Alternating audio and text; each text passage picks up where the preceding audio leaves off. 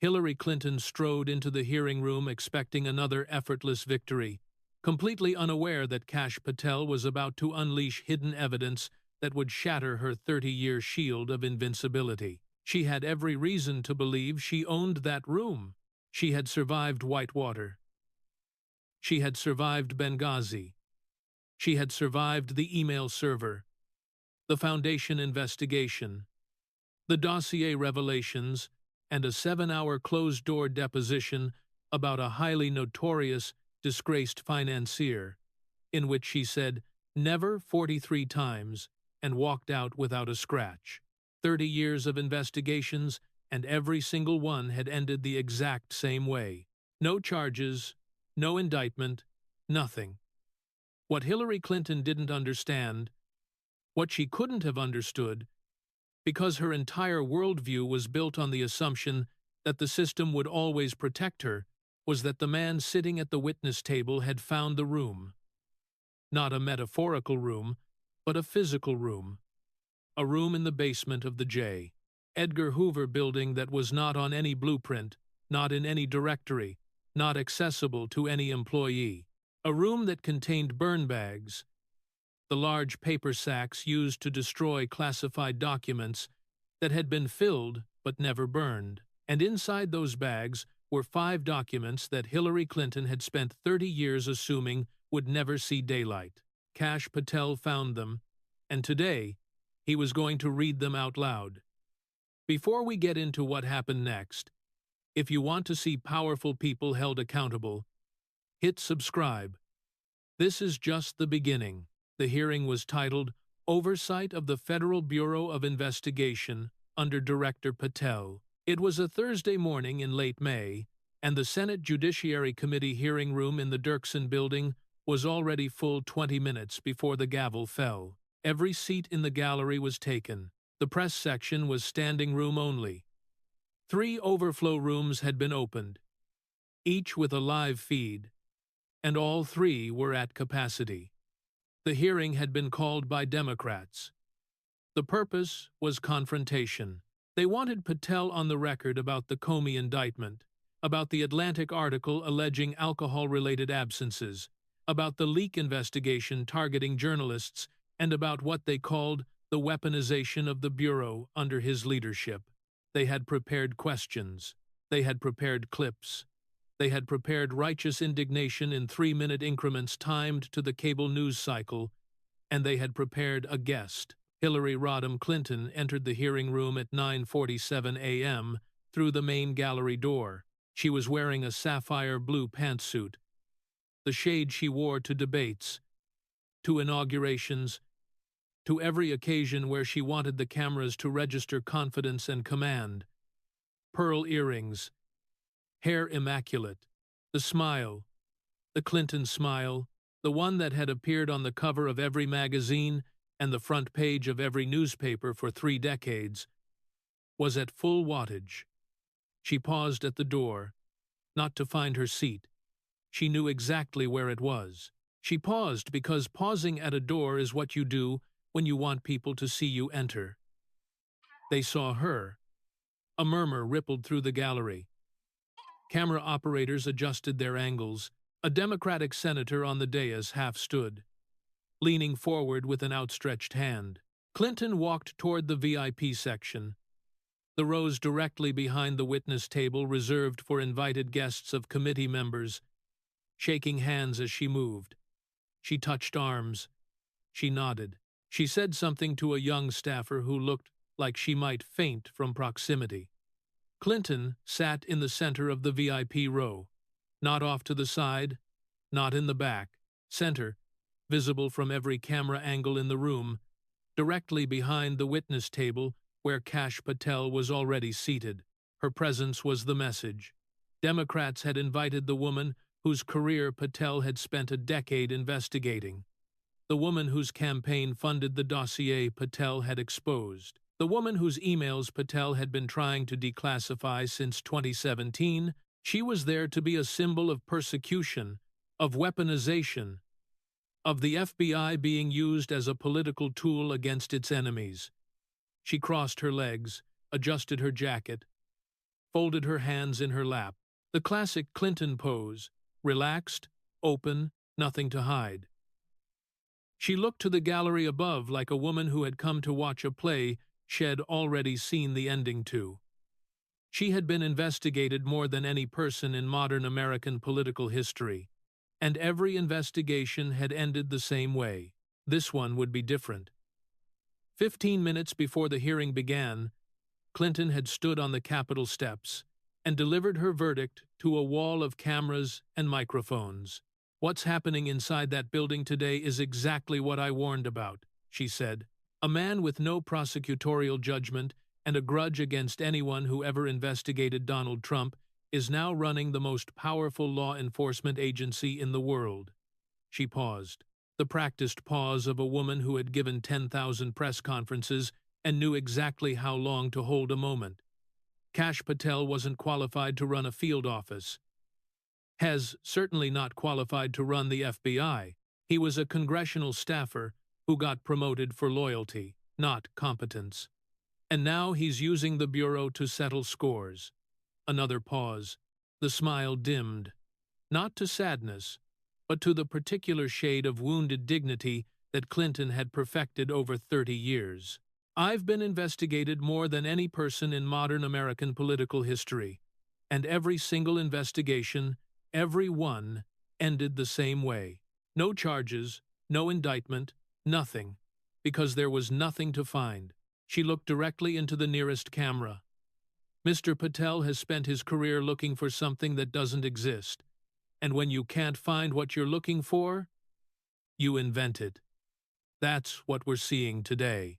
Inside the hearing room, Patel sat at the witness table. He had watched Clinton's press conference on a tablet handed to him by a staff member. He watched the whole thing. When it was done, he set the tablet face down on the table and adjusted a manila envelope that had been sitting beside his prepared testimony since he arrived. The envelope was old. Not new for the hearing. Old. Genuinely old. Creased.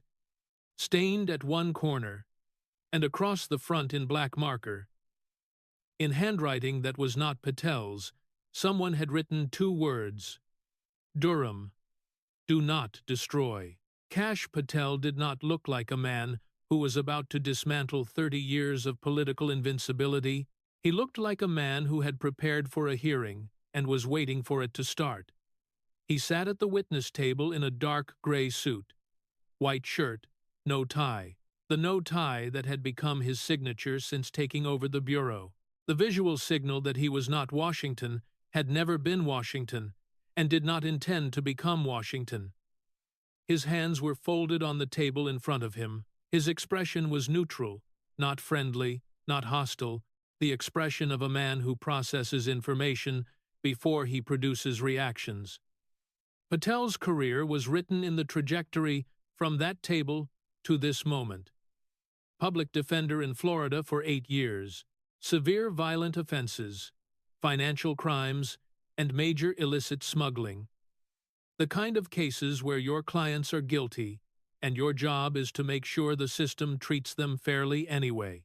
Then the Department of Justice terrorism prosecution under Obama, not under Trump, a fact that his critics never mentioned because it complicated their narrative. Then the House Intelligence Committee, where he became Devin Nunes chief investigator and did the thing that changed everything. He read the FISA applications. He read them line by line, the way a public defender reads a charging document, looking for what was missing, what was omitted, what was presented as fact but wasn't. And he found it. The Clinton campaign's funding of the Steele Dossier, hidden from the FISA court. The unverified allegations presented as corroborated intelligence, the 17 errors and omissions that Inspector General Horowitz would later confirm. For finding those things, the Department of Justice secretly obtained his personal email and phone records using grand jury subpoenas. For finding those things, cable news called him a conspiracy theorist for 3 years until every conspiracy he identified was confirmed by Mueller, Durham, and Horowitz. And now he sat at the witness table in the building where his career had been built and nearly destroyed, with the woman whose campaign had funded the operation that targeted him sitting 12 feet behind his left shoulder. The chairman gave the hearing to order. Director Patel, thank you for appearing before the committee. We have many questions about the Bureau's recent actions. But before we begin our questioning, you indicated in your written submission that you wish to make an opening statement. You have 15 minutes. Patel leaned forward, adjusted his microphone. Thank you, Mr. Chairman. I do have an opening statement. But before I deliver it, I want to acknowledge someone in the room. He turned his chair, not partially, fully. He rotated in his seat until he was facing not the committee but the gallery, specifically the VIP row. Specifically one person. Madam Secretary, Patel said. Welcome. Clinton's smile held, the perfect smile. The smile that had survived everything. You said something on the Capitol steps this morning that I want to address. Patel continued. You said I've spent my career looking for something that doesn't exist.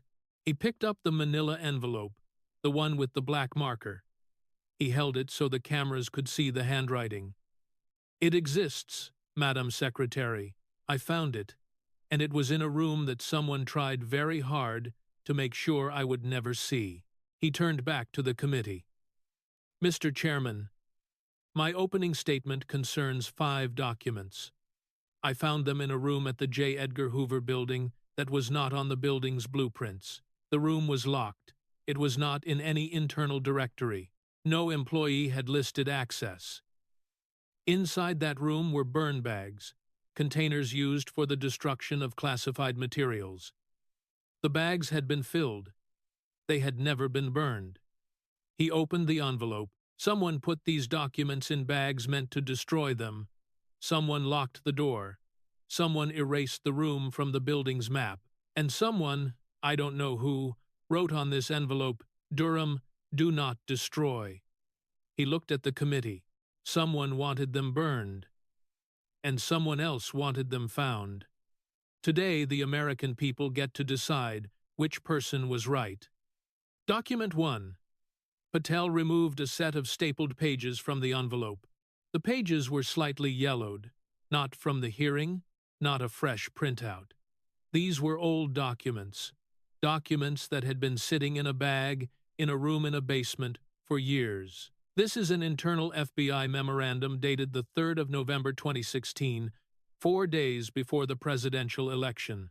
It was sent from the FBI's New York field office to the office of then-Deputy Director Andrew McCabe. The subject line is, Request for Authorization, Cross-Reference of Weiner Device Materials with Clinton Foundation Case Files.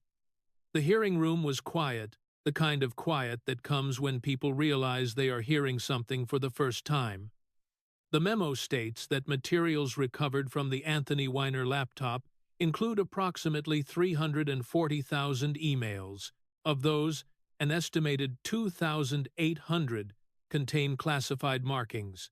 Additionally, and this is the part that matters, 47 emails contain references to Clinton Foundation donors, foreign government officials, and financial transactions that, in the judgment of the New York field office, warranted cross-referencing with existing Foundation investigation case files. Patel looked up. The agents in New York found something. They found 47 emails that connected to an ongoing investigation of the Clinton Foundation. They wrote a memo. They sent it to headquarters. They asked for authorization to share the materials with the Foundation investigative team. He set the memo on the table. The authorization was never granted. The Foundation team never received the laptop materials.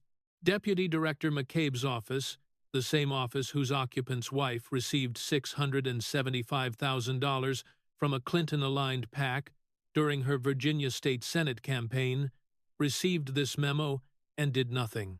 This memo was in the burn bag room. Mr. Chairman, The agent's request was not just denied, it was erased. He turned slightly toward the gallery. Madame Secretary, you said this morning that every investigation ended with nothing to find, but the agents who were investigating found something. They documented it. They asked permission, and someone buried it. Not in a filing cabinet, not in an archive, in a bag, meant to be burned. In the VIP row, Clinton's smile was still there, but it had changed, not disappeared, frozen. The muscles holding it in place had locked, and the expression that resulted was not warmth, but rigidity. The difference between a woman who is smiling and a woman whose face is stuck in the shape of a smile. Her eyes, which had been scanning the room with the practiced ease of a woman who had spent 30 years being watched, stopped scanning. They fixed on a point above Patel's head, at the wood paneling behind the dais, the gaze of someone who is looking at nothing in order to avoid looking at something specific.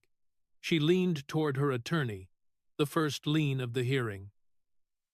The lean was casual, practiced, the lean of a woman who has sat through 1,000 hearings and knows how to make a whispered conversation look like small talk. But the attorney wasn't doing small talk. His pen was already on his legal pad, and he was writing before she finished leaning. Document 2. Patel removed a second document from the envelope.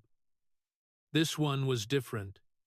It had been inside a smaller, sealed envelope, which Patel opened carefully like a man handling evidence. Because it was evidence, this document was classified by the CIA. It was inside the burn bag room in a sealed sub-envelope. The exterior of the sub-envelope bears the handwriting I've already shown you. Durham, do not destroy. Someone at the bureau placed it in the burn bag. Someone else, possibly the same person who wrote on the outer envelope, marked it for preservation. He held up the document. It was printed on standard government paper, with classification markings visible at the top and bottom of each page. This is a financial trace. It maps the full payment chain for the Steele Dossier, the document that formed the basis for the FISA warrant used to conduct electronic surveillance on an American citizen associated with the Trump campaign.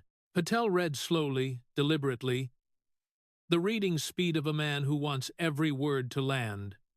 The payment chain begins with the Clinton campaign, $1.02 million to the law firm Perkins Coie. We knew this.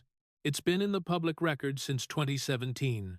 Perkins Coie to Fusion GPS. Fusion GPS to Christopher Steele, the former British intelligence officer who authored the dossier. We knew this too. He paused. What we didn't know, what was classified by CIA and has never been released, is line 4. The hearing room went still. Not quiet. Still. The difference between an absence of sound and an absence of movement. Line 4 shows a payment from Fusion GPS to a company called Baltic International Consulting, registered in Prague, Czech Republic, $47,500. Wired, March 2016. Czech financial intelligence records shared with the CIA through a bilateral intelligence sharing agreement identified the beneficial owner of Baltic International Consulting as a business associate of Igor Danchenko. Patel looked up from the document. Igor Danchenko, the primary subsource for the Steele Dossier, the man whose fabrications, whose lies, became the factual basis for a FISA warrant used to surveil an American citizen. The man, Special Counsel John Durham, indicted for making false statements to the FBI. He turned toward the gallery, toward Clinton. Madam Secretary, your campaign didn't just hire the man who wrote the dossier. Your campaign's money, laundered through a law firm, through an opposition research firm, through a shell company in the Czech Republic, reached the man who fabricated the intelligence inside it. Your money funded the lie, and the lie was used to obtain a warrant and the warrant was used to surveil your political opponent. That financial trace was classified. It was hidden, and it was in the room. In the VIP row, Clinton's hands moved. The movement was small but unmistakable. Her right hand, which had been resting on her lap in the classic relaxed Clinton pose, slid to the armrest of her chair, gripped it. The knuckles whitened. Her left hand rose to her throat and touched her pearl necklace, a gesture that anyone who had watched Hillary Clinton in depositions over 30 years would recognize. The self-soothing touch, the fingers finding the smooth surface of the pearl, holding it, releasing it, finding it again. She had done this in the Benghazi hearing. She had done this in the email server press conference. She had done this in the past rigorous deposition. But this time, the gesture was faster, more urgent. Touch, release. Touch, release. Touch. The rhythm of a woman whose body is processing information that her face has not yet been given permission to display. Her attorney leaned in. Clinton whispered back, her hand covering her mouth. Not the casual cover of a woman sharing a comment about the proceedings, the urgent, deliberate cover of a woman saying something she absolutely could not allow the cameras to see. The attorney pulled out his phone. His thumb moved across the screen. A text, an email, a call, something that required immediate external contact. Document 3. Patel's voice had not changed. Not louder, not softer, not angrier, not more dramatic. The same flat, methodical register he had used since the first document. The voice of a man reading evidence into a record, not performing for an audience. This was the thing that made Patel different from every other political combatant in Washington. He didn't perform. He read. He presented. He let the documents do the work. This is a forensic analysis report produced by the FBI's Operational Technology Division, the technical team responsible for the actual examination of Madam Secretary's private email server. The report is dated September 2016. He held up the document. It was thick, 20 or 30 pages, dense with technical language. This report was not included in Director Comey's, the 5th of July, 2016, public statement. It was not included in the FBI's referral to the Department of Justice. It was not provided to any congressional committee. It was in the burn bag room. Patel opened the report to a tabbed page. The report confirms what Director Comey told the public. FBI technicians recovered 14,900 emails from the server using forensic recovery tools. Of those, the report identifies 193 containing information classified at the confidential level, 67 at the secret level, and 22 at the top secret SAP level. He paused on the acronym SAP, Special Access Programs, the highest classification the United States government maintains. Information so sensitive that access is restricted even within the intelligence community. Information that, if disclosed, can compromise intelligence sources and methods and endanger the lives of human beings who work for the United States in hostile environments. He turned to a specific page. But the public report isn't why this document was in the burn bag room. Page 14 is why it was in the burn bag room. He read page 14, which was not in the version Director Comey used for his public statement. State's forensic analysis of the bleach bit deletion pattern indicates that the wiping was selective, not comprehensive. Certain email chains were targeted for deletion, while adjacent chains in the same folder structure were left intact. This pattern is inconsistent with a bulk deletion of personal emails and is consistent with a targeted removal of specific content. Patel set the report on the table gently. Selective. Targeted. Not yoga and wedding planning, not Chelsea as bridesmaid emails. Targeted deletion of specific email chains. Someone sat at that server and chose which emails to destroy. And the FBI's own technicians, The people who actually examined the physical server with forensic tools documented the pattern. Director Comey told the American people there was no evidence of intent. His own technical team documented selective targeting, and the documentation was put in a burn bag. Madame Secretary, this was in the room. Clinton's breathing changed. It was visible from the gallery. The slight rise of the shoulders that comes with a deeper than normal inhale. The expansion of the chest that the body produces when it needs more oxygen than normal. Because the cardiovascular system is responding to a threat the conscious mind hasn't fully processed. She adjusted her jacket, pulling it tighter, straightening the lapels, a movement that looked like grooming but was actually armor. Then she crossed her arms. It was the first closed posture she had adopted since entering the room. 10 minutes earlier, she had been open, legs crossed, arm on the armrest, chin up, the body language of a woman at a charity gala. Now she was folded in, arms across her chest, shoulders drawn forward, the body closing itself before the mind gave permission. Her attorney passed a note, on paper this time, not whispered. Clinton read it, her jaw tightened, the masseter muscles visibly flexing beneath the skin. She wrote something back. The attorney read her response and shook his head. A small shake, not dramatic, but definitive. Whatever Clinton had suggested, the answer was no. Clinton wrote again, pressed the pen harder, the indentation visible from 2 seats away. The attorney read it, shook his head again. The exchange was visible to the gallery, visible to the cameras. The first public evidence that Hillary Clinton and her attorney were disagreeing openly, on paper, in real time, about what to do. She wanted to do something.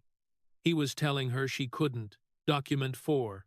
Patel removed a single page, not a thick report, not a multi-page memo, a single sheet of paper dense with text, bearing the seal of the Foreign Intelligence Surveillance Court. This is a classified communication from the presiding judge of the Foreign Intelligence Surveillance Court to the Attorney General of the United States. It is dated February 2018. It has never been released. It was in the burn bag room. The mention of the FISA court changed the temperature in the room. The FISA court is the most secretive judicial body in the United States. It operates behind closed doors. Its proceedings are classified. Its judges rarely make public statements, and its internal communications with the executive branch are among the most closely guarded documents in the federal government. A FISA court letter being read aloud in a Senate hearing room was by itself unprecedented. The letter states, and I want to be precise because some of the underlying intelligence remains classified, and I am reading only the portions that have been approved for disclosure by the Director of National Intelligence. He read, the court has reviewed the renewal applications for electronic surveillance of the individual identified in the original application and has identified material omissions that, in the court's judgment, would have been dispositive had they been disclosed at the time of the original application. Patel looked up. Dispositive. In legal terms, Mr. Chairman, that means if the court had known, it would have denied the warrant. He continued reading. The court specifically notes the omission of the political origins of the primary source material, the failure to disclose exculpatory information regarding the target, and the inclusion of unverified allegations presented as corroborated intelligence. The court has referred this matter to the appropriate Inspector General for investigation. Patel set the letter on the table. The FISA court, the most secretive court in America, a court that approves more than 99% of applications, a court that almost never criticizes the FBI, publicly or privately, wrote to the Attorney General and said, if you had told us the truth, we would have said no. He turned toward the gallery, and what was the truth they didn't tell? That the dossier was paid for by the Clinton campaign. That the subsource whose fabrications formed the basis of the application was connected to a payment from the campaign's own money chain, that the entire factual foundation of the warrant was political opposition research presented as intelligence. Madame Secretary, your campaign paid for a dossier. That dossier was used to obtain a warrant to surveil an American citizen. The court that approved the warrant says it would have denied it. And the letter documenting that, the court's own words, in the court's own voice, was in the burn bag room. Clinton's attorney stood up. The movement was sudden and visible. A man rising from a gallery seat in the middle of a Senate hearing is a physical disruption that every camera in the room registers. He was on his feet before he seemed to have decided to be on his feet. The involuntary standing of a lawyer whose instinct is screaming that the situation has crossed a line that requires action. He leaned down, whispered urgently, his mouth close to Clinton's ear. The whisper was not brief. It was sustained. A paragraph of urgent legal advice compressed into 15 seconds of rapid speech. Clinton shook her head. The famous headshake. Sharp, definitive. The movement that cable news had captured 1,000 times in 1,000 contexts. But this time it meant something specific. The attorney was saying we should leave. Clinton was saying no. She would not leave. She would not give them the clip. She would not be the woman who walked out of a hearing room with cameras capturing the back of her blue suit, retreating toward the exit. 30 years of instinct said, stay, stay, and survive. You have always survived. But 30 seconds later, something changed. Her arms uncrossed. Her hands moved to the armrests. Her weight shifted forward. The subtle redistribution of mass that precedes standing. The body preparing to lift itself before the mind gives the final command. She was going to stand. She was going to walk out. She was going to do the thing she had told her attorney she would not do because the calculation had changed. Because Document 4 was worse than Documents 1 through 3, and Document 5, whatever Document 5 was, might be worse than all of them. She started to rise, and Patel, without turning around, without looking at her, without any indication that he knew what was happening 12 feet behind his left shoulder, said, Madame Secretary, I have one more document. Clinton froze, half standing, neither in the chair nor out of it, her hands on the armrests, her weight between sitting and standing, her body caught in the exact midpoint between staying and leaving, the most powerful woman in American political history, suspended in the posture of indecision, with every camera in the hearing room capturing the moment. Her attorney's hand found her arm, the gentlest possible touch, a fingertip pressure on her forearm just below the elbow. The touch that says, sit down. You've been seen. Sit down. She sat. Not because she chose to stay, because she had been caught standing, and sitting back down was the only movement that didn't make the clip worse. Final document. Patel's voice was different now, not louder, quieter. The shift was subtle but audible, the way a room gets colder before a storm. He had been reading documents in the flat methodical register of an investigator entering evidence into a record. Now his voice carried something else, not emotion. Wait! This document is not from the burn bag room. It was provided to the FBI last month by the House Oversight Committee as part of their ongoing investigation into a notorious disgraced financier. The name changed the air, not the temperature, the chemistry. That name in a hearing room in Washington in 2026 did to an audience what a loud, unexpected blast does to a flock of birds. Every head moved at once. It is a page from your daily schedule as Secretary of State, Madame Secretary. The schedules were obtained by the Oversight Committee through a subpoena to the State Department's Office of the Historian. Patel held up the page, a single sheet, typed official State Department formatting, with the daily entries laid out in the block format used for senior officials' calendars. The date is the 4th of June 2011. He read the entry. 7:00 p.m. Dinner, private residence, New York. The address listed is 9 East 71st Street. He set the page on the table slowly. 9 East 71st Street, New York, New York, is the address of that highly notorious disgraced financier's Manhattan townhouse. The hearing room didn't react. There was no gasp, no murmur. There was nothing. The absolute silence of a room full of people who have simultaneously stopped breathing. You testified under oath to the House Oversight Committee on the 26th of February 2026. You testified for 7 hours. During that testimony you stated, and I'm reading from the official transcript, I never met him. I never had any connection or communication with him. You said you never flew on his plane. You said you never visited his island homes or offices. Patel looked at the gallery. Your own State Department schedule has you at a private dinner at his home address. He paused.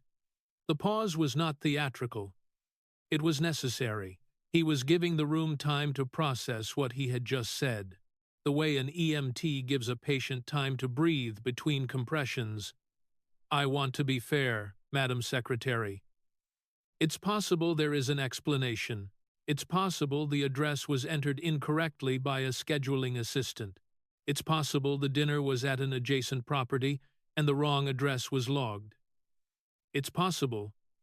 He stopped. But it's also possible that you testified under oath for 7 hours that you never visited his home, and your own calendar in your own State Department records says you did. And when the Oversight Committee first asked you to testify in October 2025, you said you had a funeral. When they rescheduled for December, you said you had a funeral. When they subpoenaed you in January, you didn't show up at all. And when they threatened contempt, bipartisan contempt, Madam Secretary, Republicans and Democrats, you finally sat down for 7 hours and said, never. Clinton was no longer performing. The mask, the Clinton mask. 30 years in the making, tested by Whitewater and Benghazi, and the email server, and the foundation, and the dossier, and every investigation that had ever aimed its machinery at her. The mask was off. Her arms hung at her sides. Her hands, resting on her thighs, were trembling. Not the dramatic tremor of a performer, but the fine involuntary vibration that comes from sustained adrenaline, the body's chemical response to a threat that cannot be fought or fled. Her face had changed hue. Not pale, but gray. The particular grayness that comes when circulation retreats from the skin's surface to the body's core, because the cardiovascular system has shifted into survival mode and there is nowhere to survive to. When Patel read 9 East 71st Street, Hillary Clinton did something she had never done in 30 years of public life. She looked down, not at a note, not at a phone, not at a document, not at anything. She looked at the floor, at the carpet, at the narrow space between her shoes, the gaze of a person who is no longer looking at something but away from everything. The involuntary aversion of the eyes that the body produces when the mind encounters information it cannot process and cannot reject. Her attorney, sitting beside her, had stopped trying. His hands were flat on his knees. His legal pad was closed. His phone was in his pocket. He stared forward at the back of the seat in front of him with the expression of a man who has run out of options and is waiting for the event to end.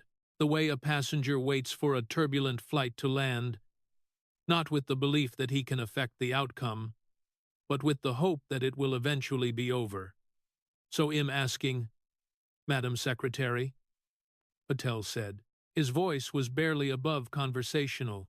Were you at 9 East 71st Street on the 4th of June, 2011? The room waited. Clinton's mouth opened. The reflex, the 30-year reflex.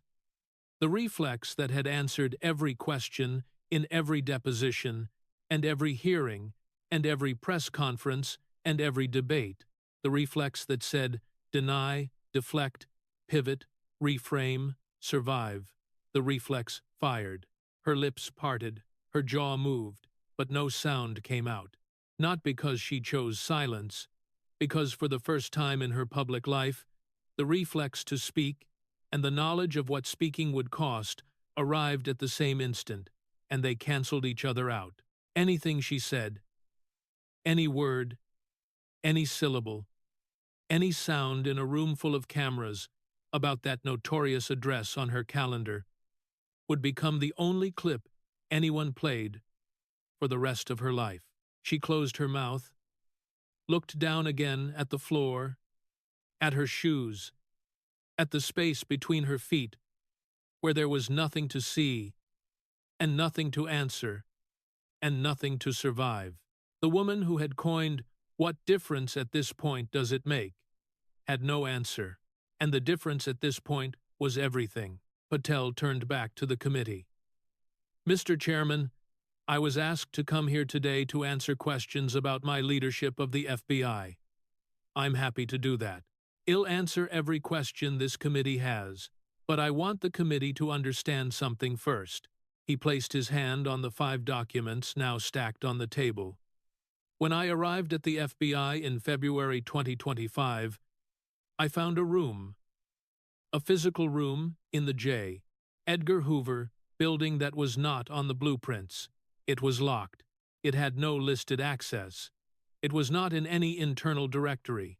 Inside that room were burn bags, containers designed for the destruction of classified materials. The bags had been filled, they were never burned." He paused. "Inside those bags, I found these 5 documents. A memo from the New York field office requesting to share Weiner laptop evidence with the Clinton Foundation investigative team, denied by FBI leadership and erased. A financial trace showing the Steele Dossier payment chain reaching the man who fabricated its intelligence, classified by CIA and hidden. A forensic analysis proving the BleachBit email deletions were selective, not random, suppressed from Director Comey's public statement. A letter from the FISA court saying the surveillance warrant would have been denied if the truth had been disclosed, buried.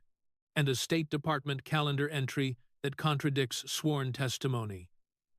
He held up the envelope, the black marker. Durham, do not destroy. These documents were not hidden by junior employees. They were not misplaced by mistake. They were hidden by leadership, by the people who were supposed to ensure accountability, who were supposed to follow the evidence wherever it led, who took an oath to uphold the law regardless of who the subject was. The people Madam Secretary described on the Capitol steps this morning as having investigated her and found nothing. He set the envelope on the table. They found something. They documented it. And someone put it in a bag to be burned. Patel looked at the gallery one final time. "Madam Secretary, you said I've spent my career looking for something that doesn't exist." He gestured to the 5 documents on the table. "It exists. I found it. It was in the room." He straightened his posture, adjusted his microphone. "And the room is empty now, because everything that was in it, every document, every memo, every forensic report, every classified letter that someone decided the American people should never see, is now in the hands of the United States Senate, the Department of Justice, and the American people. The burn bags are open, Madam Secretary." He folded his hands on the table, the same position he had started in, the same neutral expression, the same flat, methodical calm, and there's nothing left to burn. In the VIP row, Clinton's attorney stood. This time, Clinton did not argue, did not shake her head, did not write a note or whisper an objection. She stood, and the movement was slow. Not the deliberate slowness of dignity, the mechanical slowness of depletion, the movement of a body operating on the residual energy left after sustained adrenaline has burned through everything else. She walked toward the exit, not the walk of the entrance. 90 minutes earlier, she had entered this room like a queen, pausing at the door, shaking hands, touching arms, smiling at staffers, sitting center. That woman was gone. The woman walking toward the exit held her purse in both hands in front of her body, a shield. Her arms were pressed to her sides. Her head was level, but her eyes were unfocused. The gaze of a person walking a hallway she cannot see because her vision has narrowed to the exit sign at the end of it. No one in the gallery touched her. No one stopped her. Democratic senators who had shaken her hand 90 minutes ago, who had stood to greet her, who had leaned forward with outstretched arms, who had wanted the cameras to see them welcoming her, looked at their papers as she passed. Every one of them, papers they had already read, papers they would not remember reading. But the papers were somewhere to look that wasn't at the woman walking past their chairs. She reached the door. Her attorney opened it, a small act of physical management that was also an act of mercy, because opening a door requires looking up, and Clinton was not looking up. And just before she stepped through, a camera, a single pool camera positioned at the side of the room for wide-angle gallery shots, captured her face in profile. The image would be published within the hour and reproduced 10 million times by midnight. It showed a face that was not angry, not defiant, not composed, not performing. It showed fear, not political fear, the fear of bad polling or a lost election or a negative news cycle, animal fear, the biological fear response that the human face produces when the prefrontal cortex has exhausted its ability to suppress the amygdala's signal, and the body's oldest system, the one that existed before language, before politics, before law, takes over and broadcasts the single message: it knows danger. She walked through the door. The attorney followed. The door closed behind them with the soft, pneumatic hiss that all government doors make, a sound designed to be inaudible, but which in the silence of the hearing room was the loudest thing anyone had heard all morning. The hearing continued. The chairman cleared his throat. A senator asked a question about the FBI's budget. Patel answered.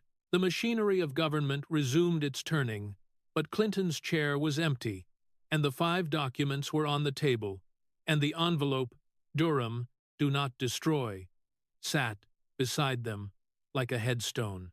The clip of Clinton half standing, frozen between sitting and leaving, caught by the cameras in the posture of a woman who could neither stay nor go, was posted to social media at 1123 a.m. Eastern. By noon, the freeze was the #1 trending topic in the United States. By 200 p.m., the image had been screenshotted, memed, captioned, and shared more times than any political image since the photograph of Pelosi pointing at Trump across the cabinet room table. The second clip, Clinton looking at the floor after 9 East 71st Street, was slower to spread but ultimately more devastating because it was harder to explain. The freeze could be spun as she was adjusting her position, or she was reaching for her purse. The floor gaze had no spin. It was the face of a woman who had heard something that she could not deny and could not answer. And the face told the story that words never would. Clinton did not appear before cameras after the hearing. Her spokesperson released a statement at 400 p.m. The director's performance today was a political stunt designed to distract from the real issues facing this country. The documents he referenced are being reviewed by our legal team. The statement was 3 sentences long. It did not address the Foundation memo. It did not address the dossier payment chain. It did not address page 14. It did not address the FISA court letter. It did not address 9 East 71st Street. The statement did not deny 9 East 71st Street. Within 48 hours, the DOJ's Public Integrity Section announced a formal review of newly surfaced documents from the FBI's Crossfire Hurricane Archive with specific reference to the forensic bleach bit analysis and the FISA court letter. The House Oversight Committee announced it had subpoenaed Clinton's complete State Department daily calendars for the period 2009 through 2013. Previously, only partial records had been available. Clinton's attorney filed an emergency motion to seal the calendar entries from public disclosure. The motion was denied within 24 hours.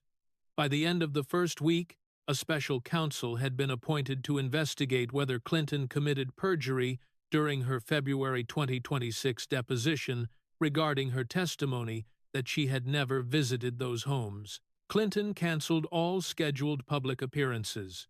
A source close to the family told Politico she was consulting with legal counsel on multiple fronts. 3 days later, Bill Clinton retained independent counsel, a different attorney from Hillary's. In Washington, the separation of legal teams within a marriage is a signal with only one interpretation. Their interests were no longer aligned. By the end of the second week, the Clinton Foundation announced a temporary pause on new grant disbursements pending organizational review. 3 board members resigned. A federal grand jury was convened in the Eastern District of New York. Scope undisclosed, but reported by the Wall Street Journal to cover financial records, foundation correspondence, and scheduling documents from Clinton's tenure as Secretary of State. Patel, for his part, answered the committee's questions for another 3 hours after Clinton left the room. He addressed the Comey indictment. He addressed the Atlantic article. He addressed the leak investigation. He was methodical, precise, and unhurried. The same tone, the same register, the same flat affect that had characterized his reading of the 5 documents. When a Democratic senator accused him of turning this hearing into a political spectacle, Patel adjusted his microphone and said, "Senator, I read 5 documents. I didn't write any of them." The FBI's New York field office wrote the foundation memo. The CIA compiled the financial trace. The FBI's Operational Technology Division produced the forensic analysis. The FISA court wrote the letter, and the State Department produced the schedule. I just found them in a room that someone tried to erase from the building. He paused. If reading the government's own documents into the congressional record is a spectacle, then the spectacle was created by the people who hid them, not by the man who found them. In Quantico, Virginia, in the common room of the FBI Academy's dormitory building, 43 trainees watched the hearing on a wall-mounted television that was usually tuned to ESPN. Sarah Chin sat in the second row. She was 27 years old, second week at the academy. She had joined the FBI because of 3 words on a wall: fidelity, bravery, integrity, and because of something her father said to her when she was 11 years old, standing in line at the immigration office in Flushing, Queens, holding a number and waiting for their number to be called. Her father had come from Fujian province with $400 and a phrase book. He opened a dry cleaning business on Roosevelt Avenue. He paid his taxes in cash at a walk-in H&R Block office because he didn't trust the mail. He became a citizen in 2009, and on the day he took the oath, he cried, the only time Sarah had ever seen him cry. And when she asked him why, he said, "Because in America, nobody is above the law." She was 11. She didn't understand what he meant. She thought he was talking about traffic lights. She understood now. She watched Patel, read from the burn bag documents. She watched the Foundation memo agents asked for permission. Permission was denied. The memo was burned. She watched the financial trace money flowing through shell companies to reach the man who manufactured a lie that was used to surveil an American citizen. She watched page 14 selective deletion documented by technicians, hidden from the public. She watched the FISA court letter dispositive, and she watched Clinton. She watched the smile freeze. She watched the hands grip the armrest. She watched the breathing change. She watched the half-standing freeze. The image that would define the hearing. The image of the most powerful woman in American political history, caught between staying and fleeing, unable to do either. When Clinton looked at the floor after 9 East 71st Street, someone in the common room whispered, "She's done." Sarah didn't whisper anything. She looked at the bureau seal on the wall above the television. Fidelity, bravery, integrity. 3 words that had been on that wall since the academy was built. 3 words that someone at the Hoover Building had put in a bag to be burned. "The room is empty now," she said quietly to no one, but she meant it. The room was empty. The documents were out. The burn bags were open. And the 3 words on the wall were not just words anymore. They were a promise that someone had tried to break and someone else had kept. She was here to make sure they stayed on the wall. She was here because her father cried in a government office in Queens and told his daughter that nobody is above the law. And because finally, after all the burn bags and the secret rooms and the erased blueprints, it looked like he might have been right. Carter Page turned on the television at 1000 a.m. because he always turned on the television at 1000 a.m., and he always regretted it, and he always did it again the next day. He lived in a 1-bedroom apartment in Arlington, Virginia. The apartment was small and clean and contained almost nothing personal.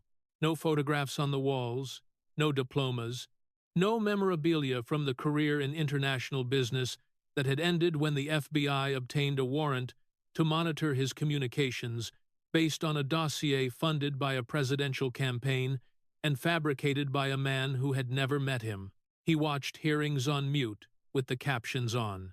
He had learned to do this after 2017, when the sound of his own name on cable news began to produce a physiological response, a tightening in the chest, a quickening of the heart rate, a sensation that his doctor called anxiety, and that his body called the memory of being publicly accused of betraying the country by people who knew it wasn't true, and said it anyway.